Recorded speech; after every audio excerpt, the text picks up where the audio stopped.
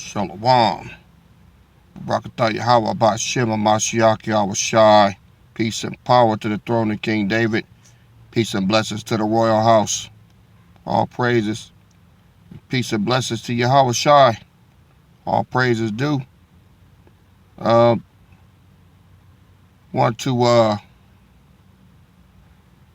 show y'all something that's been going on over in Iran. All right. And I'm going to show you the significance. All right. Check this out. This is in Kerala, India, woke up to something horrifying. In 2001, residents of Kerala, India, woke up to something horrifying. It was raining blood. For weeks, red rain fell across the region, staining clothes, walls, and streets. Some drops were bright crimson, others rust-colored. Locals panicked. Religious leaders called it a sign. Scientists began to investigate. Initial theories included desert dust or spores, but nothing explained the intense red pigmentation. Then it got weirder. Some researchers claimed the rain contained living cells with no known DNA. Yes, red particles, alive, and undetectable by traditional sequencing. To this day, there's no confirmed explanation. One theory suggests microscopic algae carried by wind from the ocean. Others believe it may have been extraterrestrial in origin. Seriously, whatever caused it, this wasn't a one-time event. It's happened again in parts of Sri Lanka and Europe. So if the next storm stains your shirt red, it might not be paint. And follow me to hear more unbelievable facts. You see that? In 2001, residents of Kerala, India, woke up to something. It's still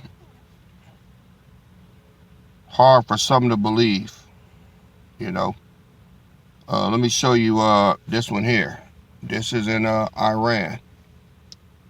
This is some dangerous times that we live in. So for the past couple of body of water in the world has turned red. Once again, you guys. Heavy rain in Iran has turned blood red, leaving many in shock. Could this be a sign of the end times? The Bible warns us of wonders in the heavens and on earth before Jesus returns. In Joel 2 verse 30, it says, "I will show wonders, blood, fire, and billows of smoke." With earthquakes, wars, and now this eerie phenomenon, are we witnessing prophecy unfold right before our eyes? Jesus cautioned us in Matthew 24 verse 42 to keep watch, for we do not know when he will come. Are you prepared for what's to come?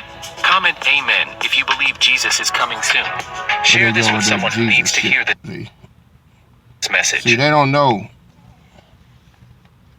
They don't know. That is prophecy, but then again, it's not. You know why? Because they always have weird stuff happening over there. I'm going to tell you what's going to be weird when it happens here. They've never had no blood rain here, okay? That's what makes it prophecy. Let me prove it to you. This is, well, 12 books of the Apocalypse. Apocalypse of Thomas, once again. All right. Page 197. Paragraph 3. Then shall there be on the first day, the beginning at the third hour, 9 a.m., even tells you when, of the day, a great and mighty voice in the firmament of heaven. So, they never said they heard nothing. They just started raining blood. All right. Now, you got the firmament of heaven. There's a mighty voice. And then a bloody cloud coming up out of the north. That's here. And great thunderings and mighty lightning shall follow it. And it shall cover the whole heaven. And there shall be a rain of blood upon all the earth. These are the signs of the first day. First day after what? First day after the Passover. All right. First day after the Passover. That's Passover Saturday. Supposed to happen Sunday around 9 a.m. Okay. Now, I just showed you 2 clips. All right. Of even what it looked like. He even caused it to happen in other parts of the world first to show you that he can and will do it. Okay. So how many of y'all been checking your weather channel, right? Ooh, is it, there's no rain clouds and all that. Well, the Most High can defy weather reports and everything.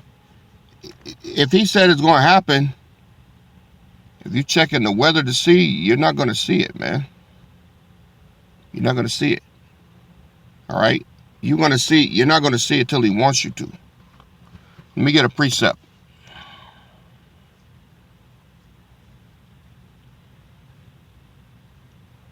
Let's go to Luke 24:24.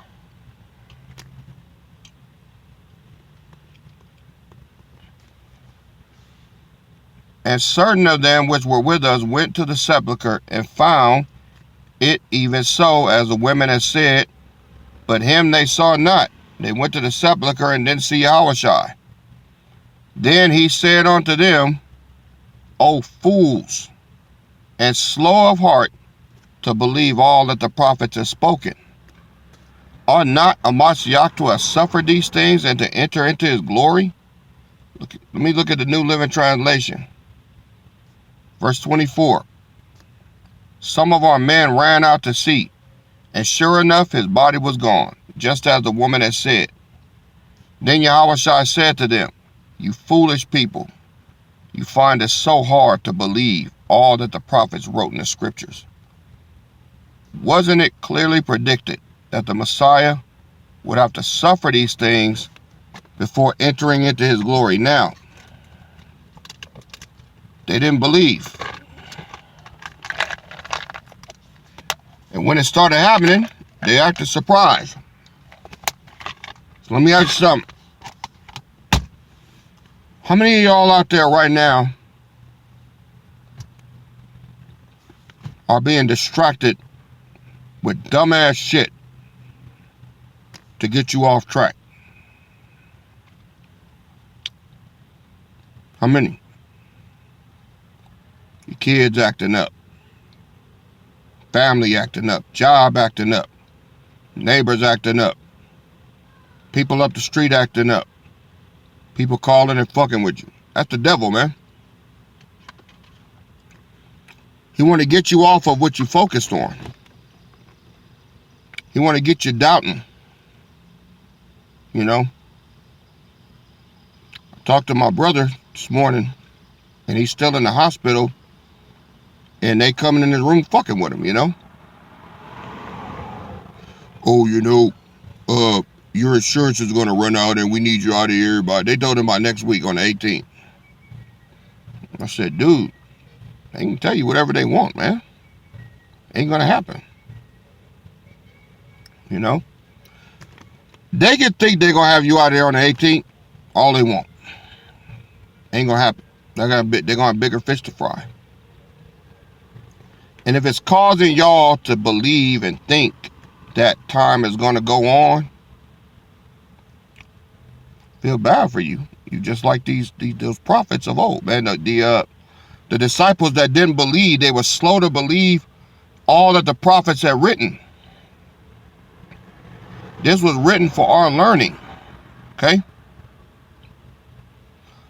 They're trying to obscure your vision, trying to get you all balanced, get you worried. See? Because for you to admit this or that's going to happen next week, or this or that's going to happen when you not believing was getting ready to go down. He said sudden destruction. So it ain't going to be something they see coming. Look, the sky is going to remain blue, sun going to remain shining till they make that sacrifice. Once my daily sacrifice stops, that's it. Once the abomination of desolation is being set up, and the first move to that is sacrificing the red heifer, then you're going to see. Before the Most High delivers his people, right? There's always a period of unbelief from the people.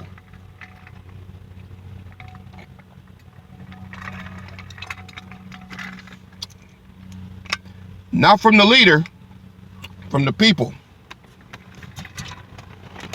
Now that was Yahushua talking when he said, you fools are slow to believe all that the prophets have written. He knew it was coming. Just the people, no matter how much he showed them, they didn't believe it. Finna prove it to you. Look what happened with Moses. Let's go back to Exodus chapter 4.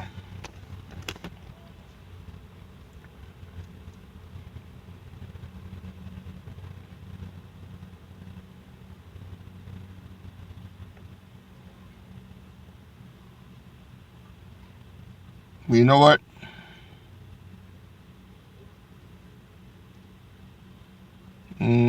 All right, yeah.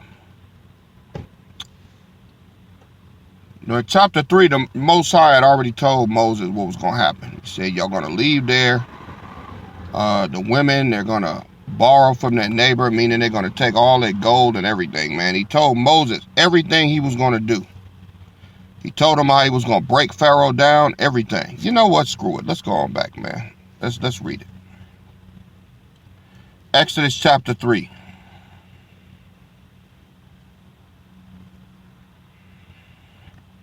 Start at verse 5. It's the Most High talking to Moses. And he said, Draw not nigh hither. Put off thy shoes from off thy feet, for the place whereon thou standest is holy ground.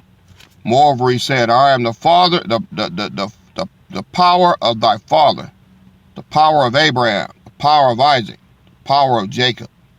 And Moses hid his face, for he was afraid to look upon the power. And the Lord said, I have surely seen the affliction of my people which are in Egypt, and have heard their cry by reason of their taskmasters, for I know their sorrows. And I am come down to deliver them out of the hand of the Egyptians, and to bring them up out of that land unto a good land, and a large, unto a land flowing with milk and honey, unto the place of the Canaanites, the Hittites, Amorites, Perizzites, Hivites, Jebusites. Now therefore, behold, the cry of the children of Israel has come up unto me, and I have also seen the oppression wherewith the Egyptians oppressed them. You think the Most High don't see what's going on down here? Look at verse 10. Come now, therefore, and I will send thee unto Pharaoh, that you mayest bring forth my people, the children of Israel, out of Egypt. And Moses said unto the power, Who am I, that I should go unto Pharaoh, and that I should bring forth the children of Israel out of Egypt? And he said, Certainly I will be with you. And this shall be a token unto you that I have sent you. When thou hast brought forth the people out of Egypt, ye shall serve the power upon this mount.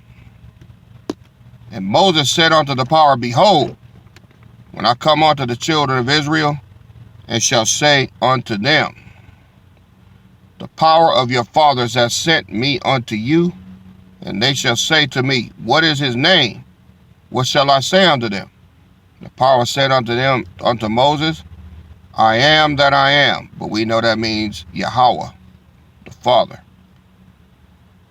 And he said, Thus shalt thou say unto the children of Israel, I am he. I am has sent me unto you. Yahweh has sent me unto you. And the power said moreover unto Moses, Thus shalt thou say unto the children of Israel, The Lord power of your fathers, the power of Abraham, power of Isaac, and the power of Jacob has sent me unto you. This is my name forever, and this is my memorial unto all generations. Go and gather the elements of Israel together, and say unto them, The Lord power of your fathers, the power of Abraham, and Isaac, and Jacob, appeared unto me, saying, I have surely visited you, and seen that which is done to you in Egypt. And I have said, I will bring you up out of the affliction of Egypt, unto the land of the Canaanites, and the Hittites, and the Amorites, and the Perizzites, Hivites, Jebusites, unto a land flowing with milk and honey. Verse 18, And they shall hearken to thy voice, and thou shalt come, thou and the elders of Israel, unto the king of Egypt, And ye shall say unto him, the Lord power of the Hebrews have met with us. All right. And now let us go, we beseech thee, 3 days' journey into the wilderness, that we may sacrifice to the Lord our power. Verse 19. And I am sure that the king of Egypt will not let you go. No, not by a mighty hand. And I will stretch out my hand and smite Egypt with all my wonders, which I will do in the midst thereof. And after that, he will let you go. So already letting them know, Pharaoh ain't gonna let you go until I start bopping on him. All right. It's 21.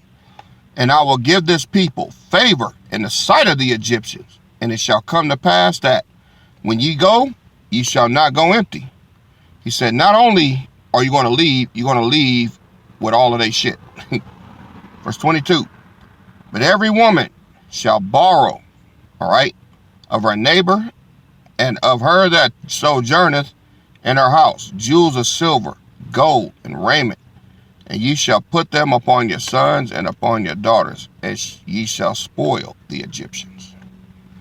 Look at verse 1, chapter 4. And Moses answered and said, behold, they will not believe me. Ain't that what Yahushua just said?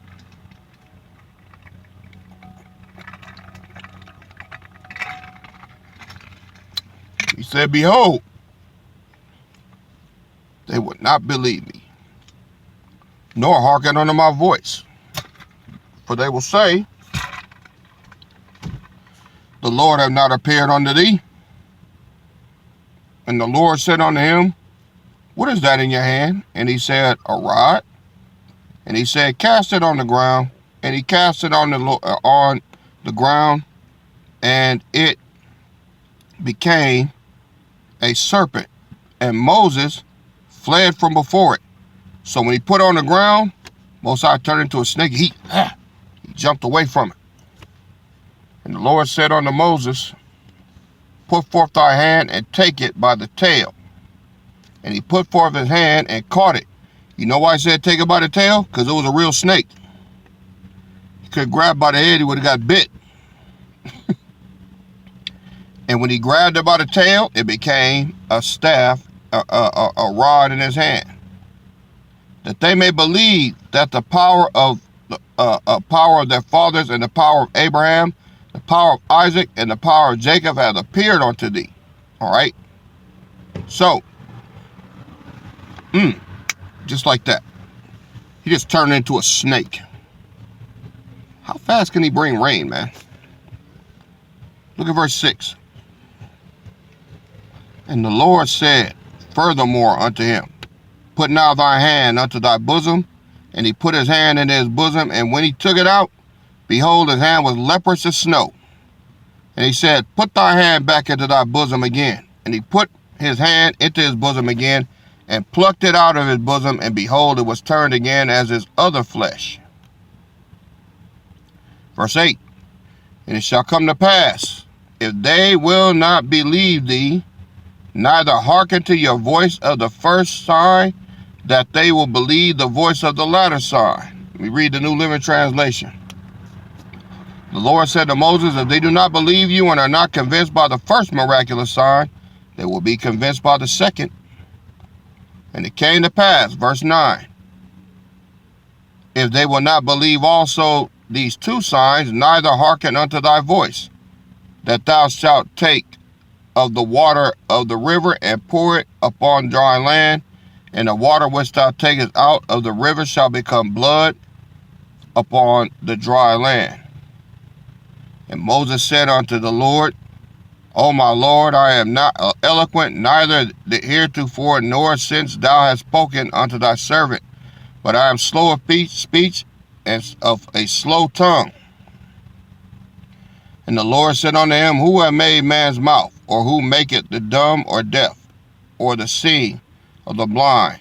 Have not I, said the Lord? Now therefore go, and I will be with thy mouth, and teach thee what thou shalt say. And he said, O my Lord, send, I pray thee, by the hand of him whom thou wilt send. Moses is basically asking them to send somewhere else, send somebody else. Most High said, nope, no. So I'm sending you. Yeah, I know you got a speech impediment. All right. You know, when Moses was little, he got his tongue burned on a hot coal. Oh, his lips and his tongue was swollen up, so he kind of talked with a lisp. You know, he didn't speak clearly. So he sent Aaron with him. Most High said, but still, I'm sending you. I'm not fixing nothing. I'm sending you just the way you are. See, the Most High likes to really test your faith by making it look exactly like he not going to do what he said he going to do, to see if you believe that or do you believe his word. See?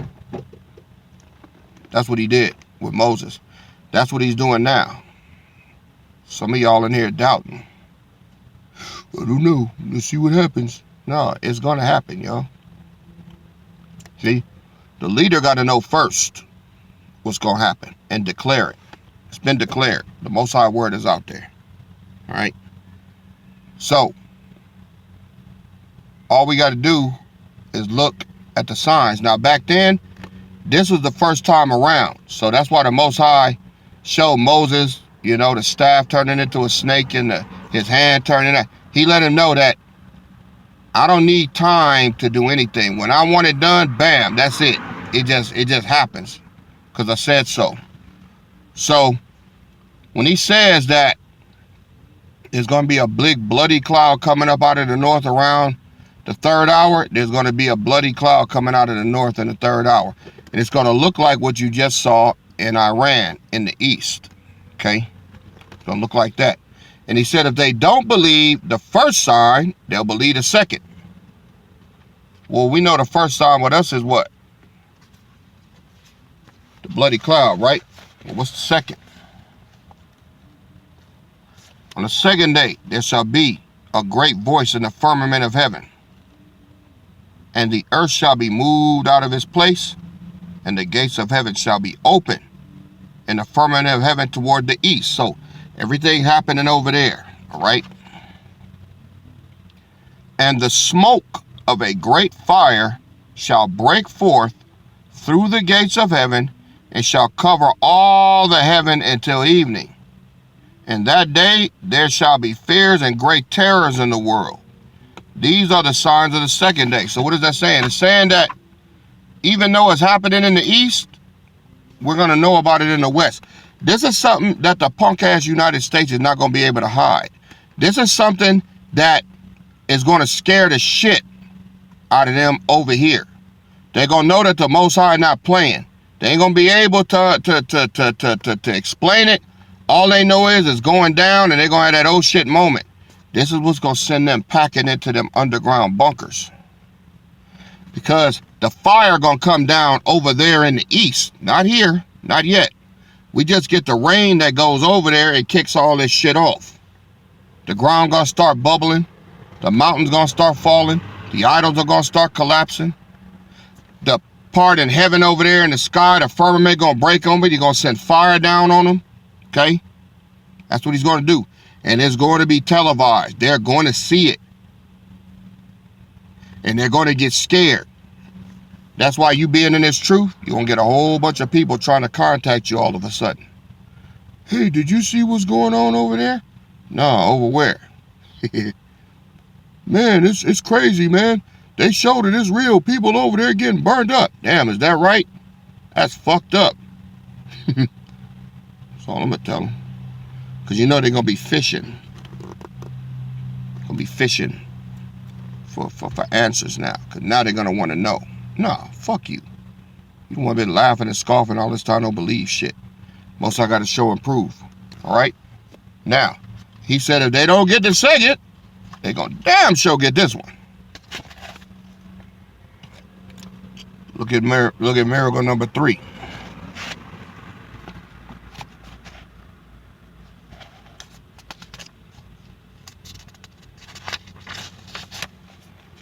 But on the third day, about the third hour, shall be a great voice in heaven, and the abysses of the earth shall roar from the four corners of the world Now it's getting bigger. It ain't just in the east, it's from the four corners.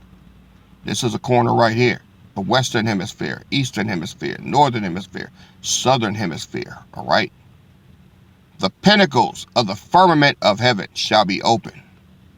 Now it's getting bigger. And the air shall be filled with pillars of smoke. There shall be a stench of brimstone very evil until the 10th hour. And men shall say, we think the time draweth nigh that we perish. These are the signs of the third day.